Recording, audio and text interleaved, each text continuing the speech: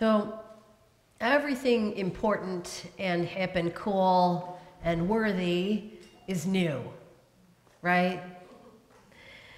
If it's not actually new, it has to be packaged and presented as though it was, because Americans are obsessed with youth and newness and change and innovation. That's the thing, and evolution and the new, I have these gadgets and I'm fine with them. I'm really grateful to have them, and I just get used to it, and it's like, here comes a new version. X.1.2, like, it's updating your software. New. Once upon a time in England, a group of people wanted some change and innovation in their churches, in their church, which they thought was irredeemably corrupt. They felt that they were being sent uneducated idiots as priests. Guys who got the job not because they were talented in the arts of ministry or had a really deep calling, but because their uncles were royalty or nobility and thought it would be a cushy job that came with some property. They felt that their worship services were disconnected from a genuine piety, particularly because the worship services were read out of a book, which we know now as the Book of Common Prayer. Throw out the book, they said. Throw out all those pre-composed prayers and everything but the Bible. Just the Bible, that's all we need. Pray and preach from the heart. And what this meant was that occasionally their prayers could go on for a couple of hours. So if you think I'm bad, praying extemporaneously, I'm just telling you, it could be so much worse. And thank God we have David now. They didn't have music in their worship services, but we have David sometimes who will come in with a piano note to remind me to come back. Come back, Vicky. These people who wanted change, but who seem so very old-fashioned to us now, very much disapproved of the fact that politics and government and the king had so much influence on what they were allowed to do in their religious life. They were disgusted by glamorous accoutrements like stained glass windows and fancy vestments that they felt were vain distractions. They wanted to purify their church, which is why we know them as Puritans. They wanted to order society in a different way, according to what they believed were superior values and a righteous and correct interpretation of God's will. Being on the receiving end of the king's disapproval and under persecution, these people arranged to emigrate across the Atlantic Ocean to become colonists in what they called the New World, even though it was already well settled by nations of indigenous peoples. The English Puritans felt that God was guiding them and empowering them directly. One such group founded a church a fairly short walk from here in 1632. That church that they gathered was called the First Church of Christ in Lynn, Massachusetts. Its first meeting house was a little thatched house. In 1822, so long after they founded themselves, in 1822, after some years of discomfort and strain, the liberals split from the Orthodox in the congregation over doctrinal issues such as the nature of Jesus Christ and the nature of human beings and their relationship with God. And those with the more liberal theology formed what became known as the first Unitarian church in Lynn. That church became one of the congregations that merged with the Universalists to eventually become UUCGL. So here we are today in 2018, very far removed indeed from the resolved and righteous Puritans who sailed here from England to found, in the words of John Winthrop, a city on a hill with the Bible as their ultimate authority. And we are almost 200 years. In 4 years, we'll be 200 years removed even from the rift that split off the Unitarians from the Orthodox Congregationalists. And guess what? They're still meeting. I just found this out. I'm so excited. That congregation from which, the Unitarians were split off, they're still meeting. They have a church on Lynn Street. And I called the pastor and I said, can we have coffee? Because maybe by the time of the 200th anniversary of the split, we could hang out together. I don't know, we'll see.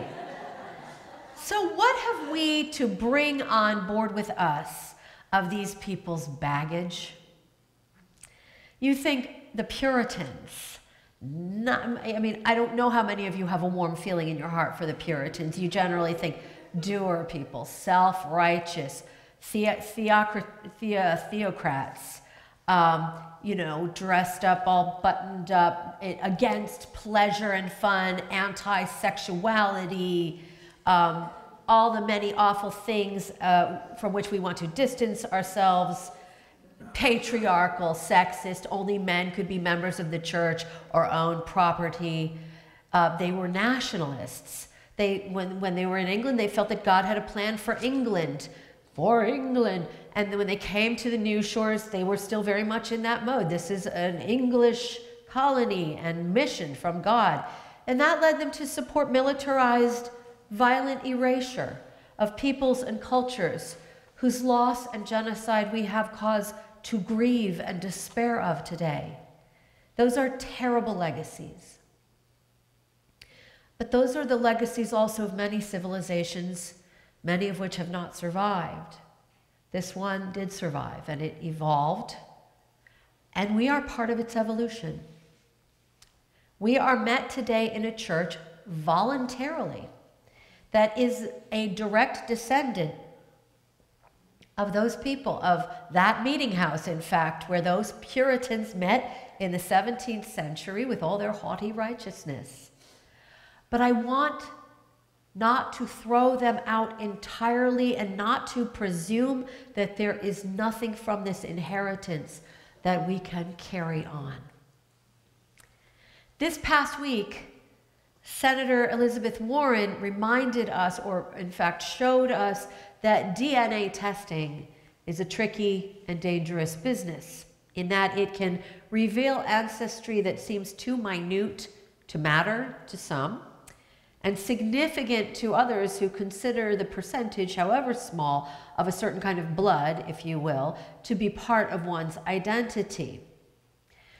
Puritanism is part of the DNA of Unitarian Universalism, and as such, the congregational polity, which is a fancy word for form of governance, that was once so interwoven with the state that taxes supported the church. So that's why I shared with you that anecdote about what they call the singing troubles in Abington, to show you how, in fact, those petty squabbles affected public conversation and could lead to the restructuring of society, because the separation of church and state is relatively new in this country, the 1830s. So we're part of a heritage that founded itself when that wasn't the case. So it had a very, very strong influence on the American society's formation. We have freely said for a long time that what we reject about those attitudes and premises. And some say that the generations that founded the congregational way, that bequeathed unto us our system of independent congregations bound together in a common covenant, is too long ago to matter. They want to just jettison all of it. But they do matter. Those generations do matter very much, and for two important reasons. I want to begin with you to look at one of those reasons, which is some of the Puritan commitments that we can consider a worthy heritage. Because I do have a warm feeling in my heart for the Puritans. I hate to admit it, but I've studied them a lot over the past 20 years. And one thing that they brought into society was a strong advocacy for literacy for everyone, including girls and women. Everyone should be able to read, because they wanted everyone to be able to read the Bible and sacred texts. That was a really new innovation when they were at their height. So those of you who do literacy work, and I'm thinking of Nelson's wife, Ruth Darling, who was so committed to literacy. So that was really an innovation that the Puritans put money and time and effort into that. They wrote beautiful poetry. They were dedicated to beauty. They just didn't want a lot of frippery in their churches. They also were committed to something that I do think we carry on very much to this day, which is rigorous self-examination. Now, it could be brought to neurotic extremes. There is this very tragic story. This was based, in fact, initially on the worry about whether or not you were going to be going to hell or to heaven. And one woman was so neurotically obsessed with this question that she took her newborn and she threw that child down a well. And she said, "Now I know I'm going to hell." Now, of course, now we would wonder if she had postpartum psychosis, but it just shows, where their psychological intensity was located. Lively conversation and debate and intellectual engagement was very much a Puritan practice and commitment. The tradition, in fact, of engaging with the minister's sermons in a challenging way is an inheritance from the Puritans. So if you've ever sat through a sermon talkback, anybody remember those? They used to do them in the Unitarian Universalist fellowships. You remember that? That's a 17th century tradition. It's not a modern innovation. They encouraged every single person, regardless of class or stature in society, to engage in spiritual growth and ethical growth.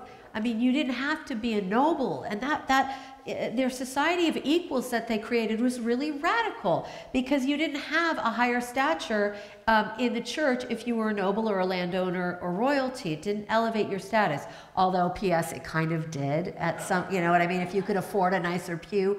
But on the ultimate level of what they said was their real values, it wasn't supposed to.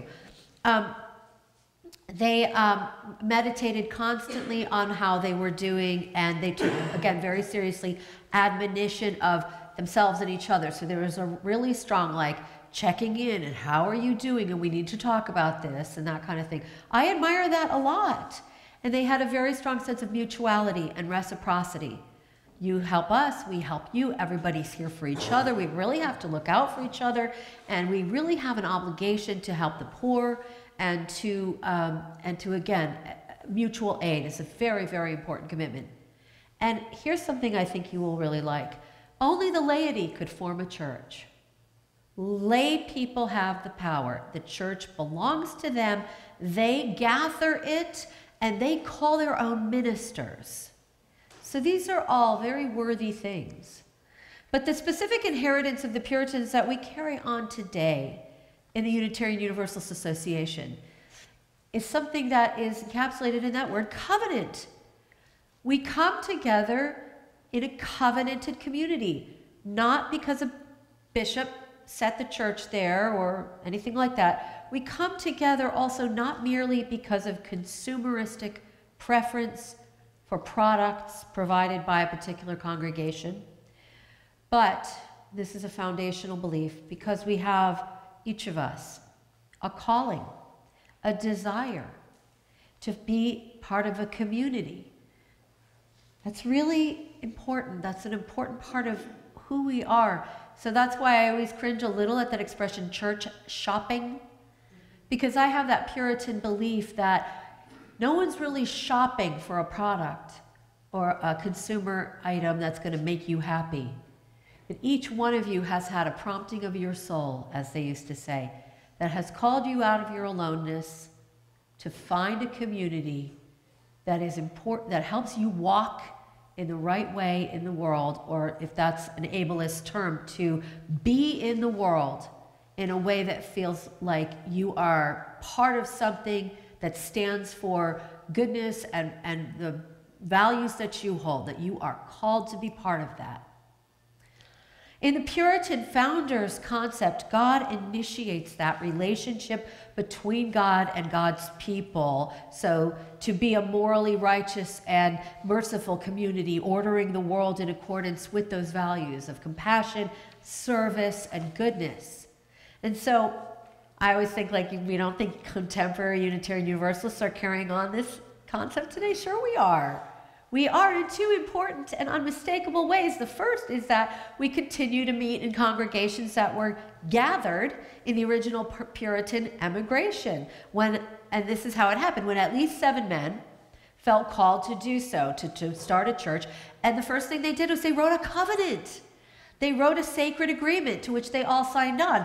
Now, really cool, I served a congregation for 11 years as its first minister, female minister, that was gathered in 1642. The original signers of the covenant, there were a bunch of women in there. So I was like, yes, rad. So these covenants always identified Jesus as the head of the church. So again, really radical, not a bishop, not any human hierarchical figure. And they were rejecting the Anglican Church, from which they had broken away, which had rejected in its turn the Catholic Church. These covenants, and I've read so many 17th century covenants, always used wording in some way or another, almost all used wording of walking together in the ways of God that were known to them or would be made known to them. So there's this implication that they don't know everything right away. It's so wonderful that they're going to be shown, things are going to be revealed to them as a community. It's not one, okay, this is so important. It's not just one guru who's like, I have the vision, I wrote, I'm the prophet and you all follow me. They're in community, they're equals, and they're walking together. They're going to be shown the truth as they continue to be a community. So when we get together in committees, and you're thinking like, oh, a committee meeting, and ministry teams to discern our future path, this is exactly what we're doing. We're acting in covenant. We're not waiting for instructions from a denominational officer or our guru or our prophet. We're not getting a mission assignment from a bishop. We're walking in the ways of faith that is the essence of what covenanted religious communities do. And we're relying on our highest instincts to guide our deliberations. Our concepts of God are no longer strictly defined by the Bible. That's changed a lot. Most of us, I think, would resonate far more with the definition of God offered by 20th century theologian James Luther Adams, which is, and I love this, God is the inescapable, commanding reality that sustains and transforms all meaningful existence. Isn't that nice? I love that. The UU Association doesn't have a set of belief statements, but a set of principles, which, if you read the fine print, articulates that these principles that you just heard the children and the adults read are a covenant that bind member congregations together. And notice also that we have a congregational covenant. We call it a unison affirmation, but notice that the last line is thus that we covenant together with each other and with God, with the highest, with the ultimate. This isn't just a matter then of language, of an old word being pressed into use by 21st century people out of deference to the faded past. It's freshly relevant. And I want you to hear the words of a Puritan minister you probably thought you had nothing in common with. He was an 18th century Massachusetts divine. Here are his words.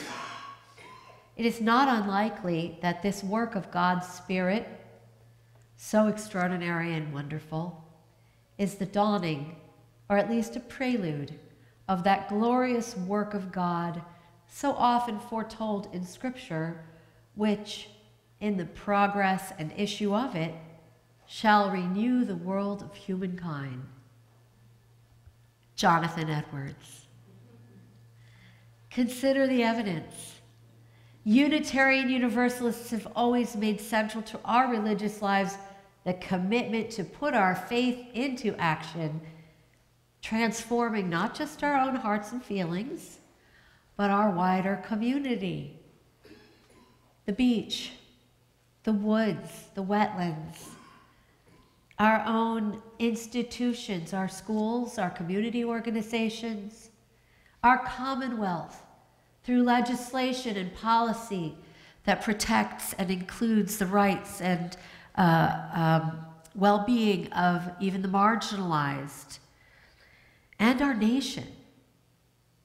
This instinct was not born in the 1960s. It was born with a foundational 17th century certainty, felt with all their hearts, their minds, their souls, and their strength, of English Puritans who left their homes and came to this land at great peril. And I mean this very land just down the street, that they were destined to participate in the progress of the world, of the sacred's movement through the world, to make it and transform it more in accordance with the love, justice, and righteousness they understood to be the character and nature of ultimate reality, i.e. God.